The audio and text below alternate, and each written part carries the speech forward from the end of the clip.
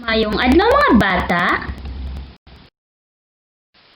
Karon, ang atong bagatun-an mao ang pamaagi sa pag-atiman sa lawas.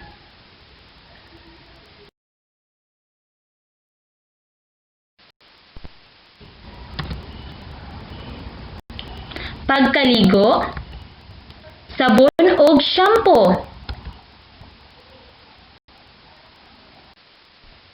Ikaduha, pagpanutbrush, toothbrush o toothpaste.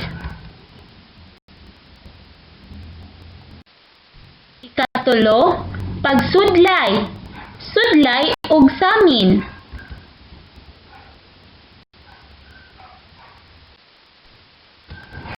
Ikaapat, paghilamos. Ang atong gamiton kay sabon o toalya.